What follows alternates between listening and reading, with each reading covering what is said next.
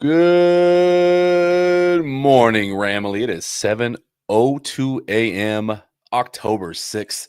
It is a brisk morning here in Los Angeles. I'm unsure of what the weather is in Colorado, so we should ask a Colorado native, another half of Tuna and the Sheriff. I'm Tuna, he's Sheriff. How was the weather in Colorado this morning, good sir? Right now it's a little chilly, looking at about 43 degrees, very cloudy. So it was Little chilly, excuse me? just a little bit. But yeah, it's super cloudy. So when my alarm went off, I was like, "Oh, it's broken. Like it's not even a little light outside. What's going on with this?" So that's where I'm at. I speak for all Angelinos that if it's 42 degrees, we're gonna panic. There's a state of emergency. Roads are closed. Like shut the Starbucks down. Nope. All the matcha spots I kind of gone. love it. Like too cold. Too cold. Well, good morning, sir. That's perfect. 40s, 50s. Good morning to you, man. Feeling good. We had a little bit of odd schedule last week in honor of Thursday Night Football that was super fun to watch, and Yeah. absolutely nothing went wrong with that game. It's just Yep. your standard loss. Now that we've had the weekend, how do you feel having had digested everything, removed a few days from the trauma? How are you feeling, Sheriff Joe Bags?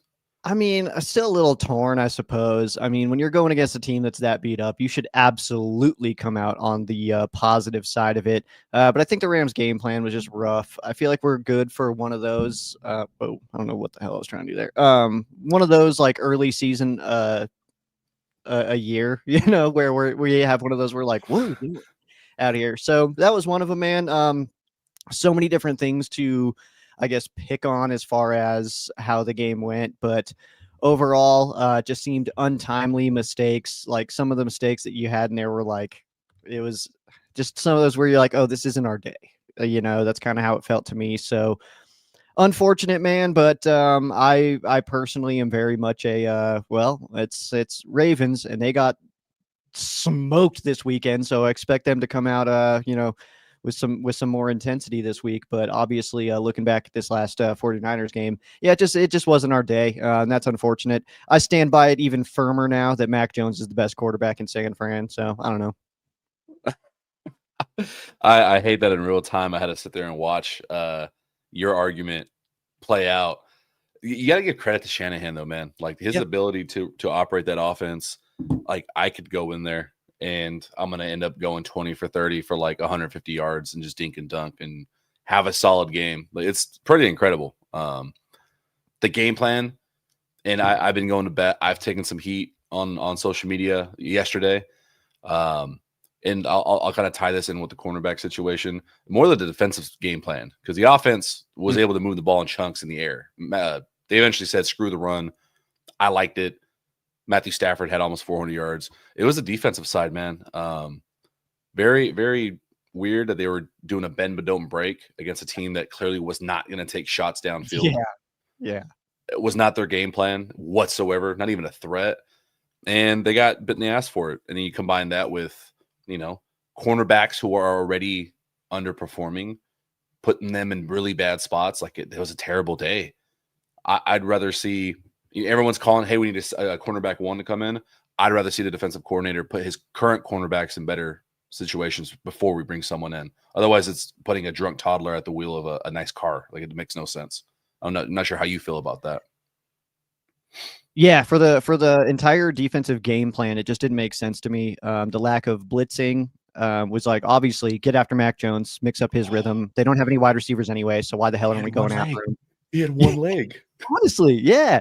So that was just so frustrating to get if Kendrick Bourne was gonna eat us up, then let's have that happen, because we're taking complete control over CMC's life and he can't do anything. So they're desperate to find somebody else to do it. Don't just let him and like CMC and Bourne and Robinson just do whatever they want to you. That was where I was getting frustrated, where it was like, especially first drive for San Fran, wide open underneath CMC. And it's like, hey, guys, they have one player. Yeah. How about we cover the one guy that they have that's decent? So that's where I was getting really frustrated. And yeah, the corners, I know that the storyline is definitely that, these guys aren't playing well enough, so like that. But I agree with you. I just don't think that they're being put in the right position. That game plan was rough, I would say.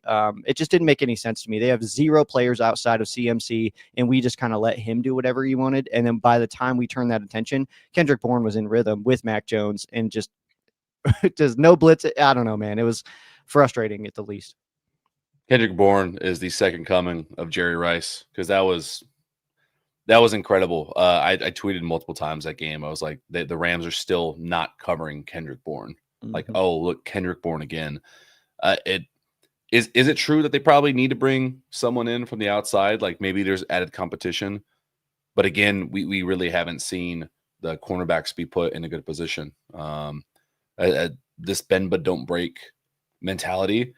I think it does need a star cornerback, like in the grand scheme, because the Raheem Morris defenses, same concept. There are some games we're sitting here like, what are we doing? Like, why are we not sending a blitz? Why are we sitting back at 10? Like, they're just taking 2 and turning it into the 6 over and over. And then, but the difference is that there was a star cornerback that would eventually make a play, eventually put his foot down.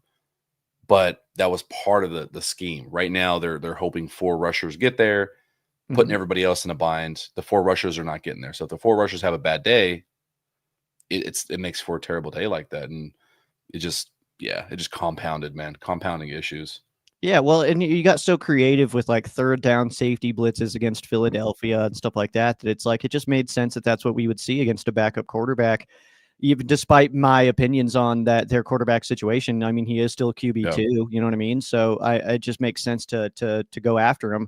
Why weren't we seeing that same kind of stuff? I mean, we saw Tank absolutely light up Jalen Hurts in Philadelphia, stuff like, and we didn't even see that kind of thing attempted. And I realize it's different teams and your game plan is going to be different going into every single week, but it just seemed like 0 creativity from the Rams. But then, like, on the offensive side, like you were saying, like the Rams were moving the ball, man. And like, yeah, we can absolutely say whatever we want to about Kairen Williams, but it was one play again. And I know that the timing of his fumbles are the issue. Like, it seems like whenever the last thing that we can afford is a Kairen Williams fumble, that's when it happens.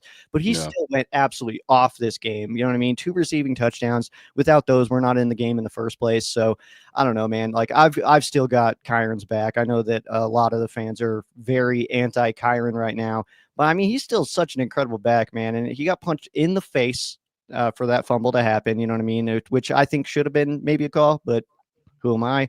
But I think that it's unfortunate because if that play just gets tackled at the 1, we're talking about Kairen having this incredible day, and because that ball's fumbled, it's like, oh, he's a bum, cut him. And it's like, well, that's one play though. Like, the decisions can't be made on one play. Yeah, there's that's another topic that people will not see reason whatsoever. It's either, oh, it doesn't matter, Kairen is the GOAT, or Kairen needs to be cut. I think it's very stupid. I think it's very reactionary. I've been very loud that never ever in my journalistic career will I ever sit here and say this guy needs to not have a job, because I'm sorry, if we're going to put it in 2 different standards, one in real life terms, if you fuck up at work, are we allowed to all sit there and boo and say, nah, get the fuck out of your job, you suck? It's a little bit very ridiculous. And just from a moral standpoint, I'm not gonna sit there and do that. That's very stupid. Well, I mean, let's call it what it is too. We've seen Kairen Williams over the last few years. You think that there's anybody being more harsh on Kairen Williams on Twitter or anywhere on socials than he is to himself right now? He is so pissed at himself, man. You could just tell. And the way that he went to the sideline on that one is like, you can tell. We can't say anything that he hasn't already told himself times 10. You know what I mean? So, like, I know that the whole storyline coming into the year was the fumbles and stuff like that. It's like, well, that was, I mean, untimely, but you know what? I mean, I still, Kairen's going to make some of those plays where you're like, all right, he's fine. You know what I mean? So I don't know. I think it's an overreaction, but it is. And anyone that I will argue this till I'm blue in the face, you're overreacting to his fumbles. They are untimely. They are the worst timed fumbles. Yeah. Like, I mean, you can't control that. Like, I don't understand that there's a combination of things here. Volume. I know there's numbers out there, but like, oh, other people have more volume. I don't care. It's still volume. He only had 1 more fumble than Josh Jacobs last season. Derrick Henry has the same amount of fumbles as he does. Yeah. And only one of them was actually Kyron's fault, like on this goal line one. So 1 in 5 games. You don't think that's way above? Like, Would he have 9 in that in like his highest? 14 was Eric Dickerson's season high for fumbles in a year. yeah, I'm not sitting here buying it. The 1 fumble in 5 games is a problem. It's actually improved from last year. There was 1 in every 3.5 games. The amount things that get overlooked with Kairen, and we can move on. It's not just his volume, but it's the type of volume that he's getting. Think of how many positive plays to get turned in from negative potential plays with Kairen in the backfield. I'm watching games yesterday where running backs are getting stopped on an outside zone 3 yards behind line of scrimmage and has no chance. We're so used and accustomed, and you're taking it for granted every time he's like, there's 3 guys in the backfield, but somehow it's 1 yard. Those plays matter. Those are incredible. Like 2nd and 9 is always better than 2nd and 13, no matter how you cut it. That's Absolutely. 100%. I'm going to bring this comment up because I definitely do not run from these. Says, hey, Sheriff, I told you not to overlook 49ers just because they had injuries. Our Rams have shown that they can lose to anyone any given Sunday, bro. I feel like the way that you're saying any given Sunday, bro, is like, I don't know that. But obviously, that was kind of a heavy topic, was like, that's the kind of thing that can happen, though, especially in this Rams 49ers, that it does not matter who's playing. It can absolutely go either way. But it's just one of those situations where, I mean, you could have asked me immediately after the game, who's the better football team? Oh, the Rams are the better football team. We just had a bad day, for sure. You know what I mean? Like, my heels are dug in on that for sure. And luckily we get them early November as well. So we'll get a chance to get a little bit of rematch here. I will actually be there. I will be in the building. I'm going to Santa Clara. Nice. I gotta counter some juju. I'm 2-0 at home, going to SoFi games. I'm trying to take that magic on the road. I'm going to enemy territory. I'm pissed. My video that I posted post game of my reaction, it has gotten around 350 comments on it. Nice. And about 80% of it is Niners fans. Like, I woke up yesterday still getting comments from Niners fans. So I'm pissed. If there's one thing that 49ers fans love, it's Rams content. And I don't know why. All I've told them is, like, if you're here, at least subscribe. Like, the fuck? Like, dude, real fans hate watch, you loser. My numbers always take a bump in Niners week because they love Rams content, man. It's funny. They love our stadium. They love our content. Yep. They're just secret Rams fans, man. I want to talk about that last play call, man. Running the football 4th and 1 with Kairen Williams. When at that time we had 386 passing yards out of Sean out of Matthew Stafford. Sorry, I saw Sean here and got distracted. Yeah. But topic. That play call was really interesting to me, man. But I want your thoughts. We had an emergency podcast. I'm not sure if you saw it. I had Brock from Rams on SI come on like midnight after the game, and we talked for a good hour. He had some thoughts that we can dive into maybe another episode because it is very long-winded in regards to like investment on the O-line and play calling against Shanahan historically. But in regards to this situation, I love going for it. Like, it's like, was it 3-something left? You're probably not going to see the ball again. The way that the Niners have been moving the ball, you don't really have faith that they're going to stop them. Josh Carty just gave up a terrible kickoff. So it's like, you might give him the ball at the 35. Go for the win now in the game. Love it. Hate the play call. I hate the specific play. You haven't had overwhelming success inside the tackles all season, like on 3rd and 1 and 4th and 1. And then it's not even heavy personnel or 12 personnel. You're running behind Puka and Whittington, and essentially how they line up in goal line alignment. Like, Matthew Stafford has almost 400 yards. How are you not putting it in Nine's hands? Like, I swear to God, I would have rather taken a pick 6 in that moment because you gave Stafford a chance. I would have been like, all right, hey, you tried. That was your best play. It just wasn't your night. That happens. That play was, I think that was his worst play call I've seen in a long time.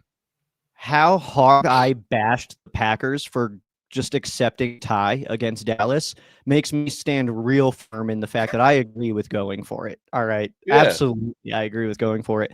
I agree. But blatantly a passing situation. Blatantly. I like, and he knows. Look, again, it's the same thing like I said with Kairen. If you watched post game, you know, Oh, they all know. They he all was know that sick. should not been a run. Easily a play action to like in someone hitting in the flat, Puka, something like that. Or if you're gonna run it, it needs to be that jet sweep action like we saw with Puka. Take that one to the house on a 4th and 1 before. Like that needs to be the play. But running it right up the gut in an alignment too, like you could see as soon as they came to the line, it was like I think I out loud was like, this better not be a fucking run. You know, like it was one of those where it was like, oh no, they're set up to stop this run and they're giving us the pass. Like that's how I felt about it. Was like, oh, if we run a play action here, game over. We're winning this game. You know what I mean? And that just getting stuffed was rough here. I want to bring this comment up here too, though. Another follow up here from Brandon. It just says, it seems like you always overlook our opponents. No such thing as an easy win. I want to talking to you or me? Yeah, he's talking. I think he's talking to me, but I'm very confused by this because I feel like I am like the one who never overlooks anybody. Yeah, there's a from my experience with you working with you, there's a difference between assuming a win based on the way that we analyze our team's potential going into a game and talking about like, oh yeah, if they do A, B, C through Z, they should win because we understand the standard that Sean McVay and the Rams run. It's not overlooking. It's just like, I'm not going to sit here and operate of oh man, you know what? This team's going to fuck things up and they're going to lose. So it's not overlooking. Yeah. Like I remember specifically last week, we talked about like, this feels like potential for the reverse of last season. Week 3, Rams were understaffed. Xavier Smith pulls a punt return out of nowhere, and the Rams barely squeaked by for a win, and they should not have won. Yeah, should not have won. Like the Niners came in as the favorite, and the reverse happened. So like kind of got, the juju reverse there. Like we specifically talked about that. I don't know, man. I feel like of any Rams creator, I'm probably the one who doesn't overlook opponents the most, man. I'm always a respect your opponent guy. I think I've said those lines, respect your opponent. Those lines together, I've said that ad nauseum on this show, man. It's always we're even talking about like the Texans and stuff like that. So I'm surprised by your comment, Brandon. Man, I would love to know kind of why you think that I'm overlooking opponents. Yeah, I'm not really sure about that one. But about that game, yeah. So Brett coming in here too. Mac Jones just built differently. We need to trade Stafford for him. That's the only thing that makes sense now. He's just he gets his bananas pre-peeled. Who can ask such a champion to peel his own bananas, dude? That's absurd. What? Like, you didn't see that? He got handed a banana that was already peeled. Oh, he just gets handed it and starts eating it right away. It's like, yeah, he can't. Mac Jones can't concern himself with peeling bananas, dude. That's absurd. Can't do that. He's out here. Yeah, he can't concern himself with such things. What? That's so funny, dude. Oh man, that was like the lamest part about it is because like Mac Jones is such a dork, and just like to have him like beating us like that. I was like, damn it, man. I'm so angry because you know what's gonna happen next week if he has to play. He's gonna throw like 3 picks. Yeah, like 3 interceptions. It's actually terrible. He's for sure gonna Ryan Fitzpatrick everybody. Just have like a killer game followed up by 5 interceptions. It's just the way it is, man. But so frustrating. You what? So we have the defense out the way. Yeah. Like we on our channel, we're gonna address it. I'm going through the film today. I'm making 1 positive and 1 negative. I'm gonna try my best to go through the defense. I do want to kind of see what happened. I took the weekend away. Like I didn't watch a lot of football yesterday, but I did watch Baker Mayfield. Damn. Mayfield is dude, if the Rams season tanks, I'm just watching Baker Mayfield. Baker, TD Maker, man. Jesus Christ, he's good.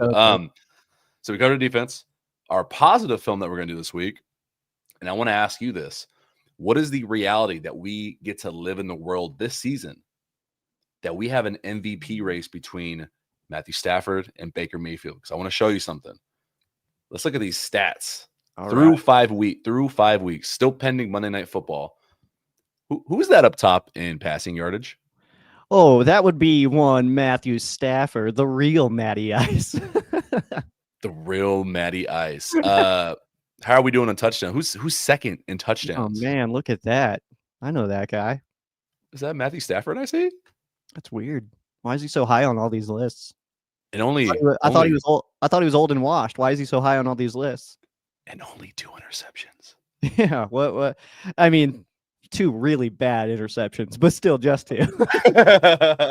Hey, you're due for him. You're due for him because we talk about it all the time. But Yeah, I got to be honest, man. Like he has to be in MVP conversations. he absolutely is. I put money on a Stafford MVP before the season started. My cash out offer is already looking nice, dude. Is it really? Like they're already like, hey, how about what if we gave you this instead? Like, no, man, I'm sticking, dog. I'm not like I'm fired up about it, man. Yeah, he went. It was plus 4,000 to start the season. He's at plus 1,400 now on FanDuel. Oh, I didn't expect it to be this hot coming out the gates. I'm firmly on it. I've started the campaign. It's going to be hitting hard this week. It's going to be all over your airwaves. Matthew Stafford for MVP needs to be near the top of that list. Other guys included Baker Mayfield. He's got to be up there 1,000%. Puka Nacua should be up there. He's off to a hot start. But who else would be in an MVP conversation up there with those guys? Honestly, right now, it's really hard to say, especially like ground game. I mean, you give it to like right now, who am I thinking? God, we just played him. Who's leading the league right now? So you talking about Eagles? Is Saquon leading? In rushing, I'm not sure. Jonathan Taylor. Jonathan Taylor, unreal day for him yesterday too. Yeah, he's absolutely killing it out here. But it's, you know what I mean. They're not going to give it to a running back. So it's Matthew Stafford straight up, man. I mean, so he had 375 last week, and we're like, oh man, that's the most he's had as a Ram. That's friggin' awesome, man. Almost 400, and then he he falls out of with 386, dude. It's like, all right, man. Like, so yeah, look at that guy. Look at our Lord and Savior, Matthew Stafford. No, seriously.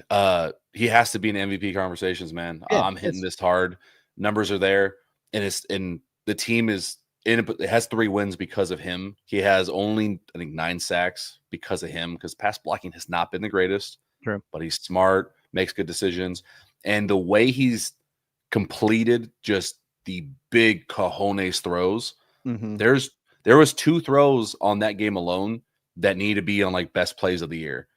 Both to Tutu Atwell. Everyone knows the roll left, and he threw it like 60 yards to Tutu Atwell running to the right sideline.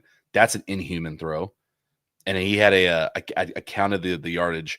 He had a strike over the middle of the Tutu that was just a frozen rope for about 44 yards, 45 yards, like airtime. That was an unreal, like you don't see that.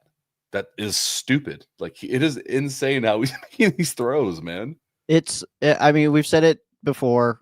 We talked about it there on his picks, where it's like you're good for maybe one play a game, one throw a game, where you're like, dude, what the hell was that? But the rest of them, so like you have some where you're like, oh my god, like where some of you, you say it like that. What the hell was? And some of them he made a throw, and you're like, what the hell was that? Like that was amazing, you know. So it's like you have like both sides of it, where sometimes he makes a pass where you're like, nobody can do that.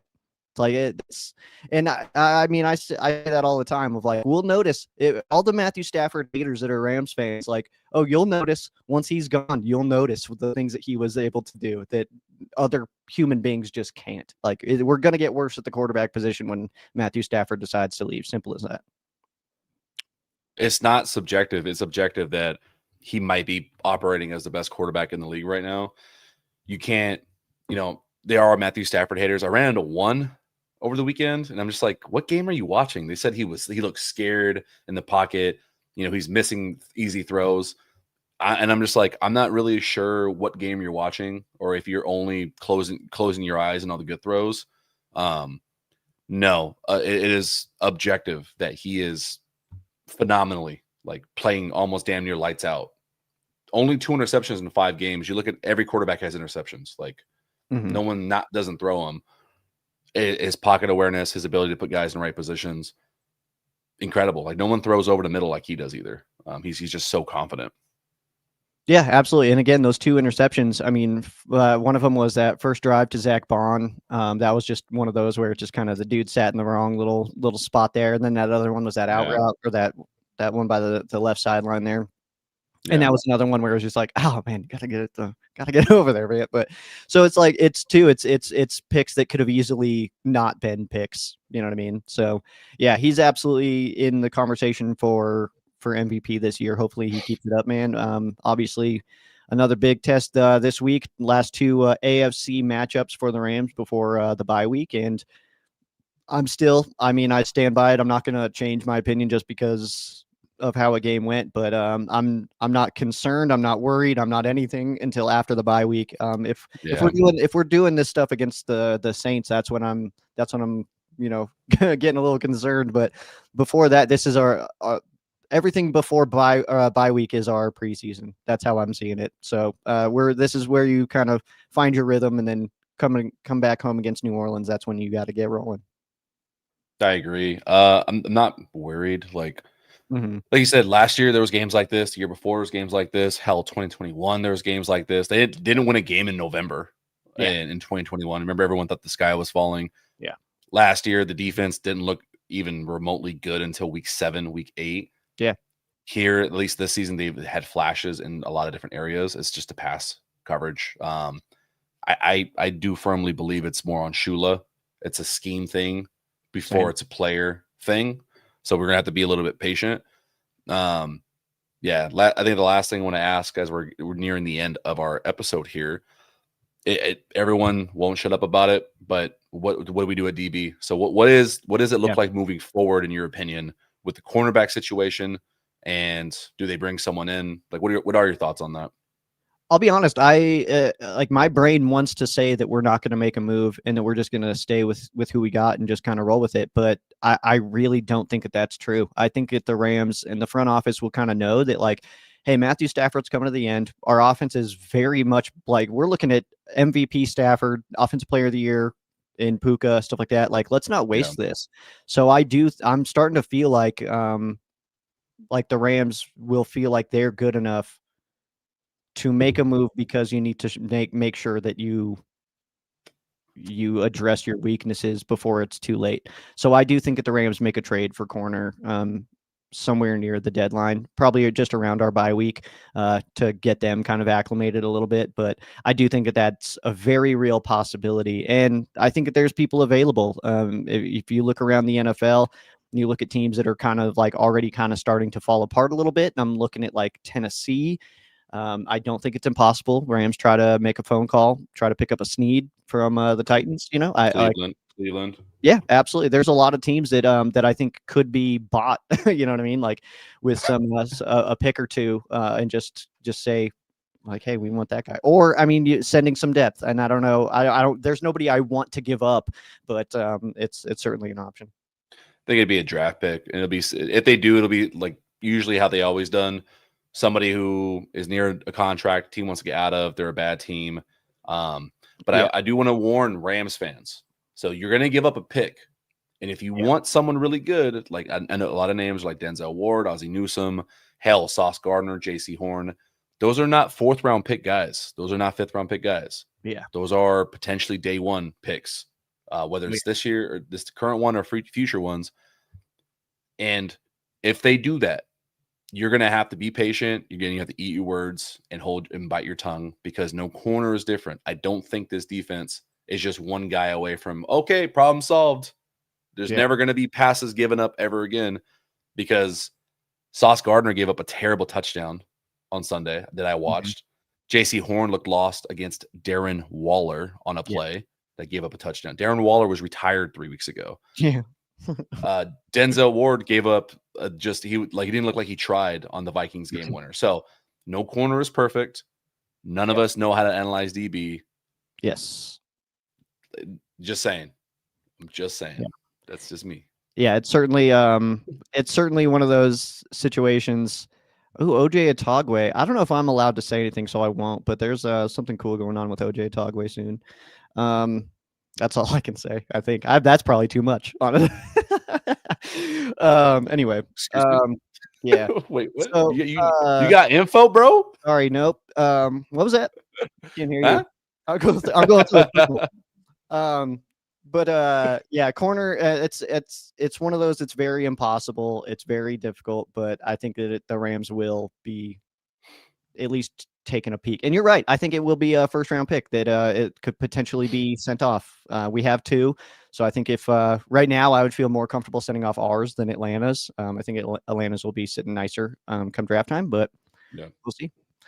I got to go to work, man. But come Wednesday, 7 a.m. back in your lives, we start turning our attention to the Baltimore Ravens. Rams heading out east, wearing the bone uniforms for this one again. So we'll see what happens, man. We always get interesting situations with the Ravens. They got their butt cheeks beat off this week, and we'll see if that happens again. I don't know. Crazy sentence. I don't want it to get beat. All no, right. seriously, that was brutal. That was very brutal. Tough, man. Tough cookies, man. All right, what are we gonna list as we fade off here? Favorite. You just said cookie. Favorite cookie. Favorite cookies. Favorite cookie. Golden Oreos. These chocolate chip cookies that were made from scratch by my girlfriend last night. Oh hell yeah. Chewy Chips Ahoy.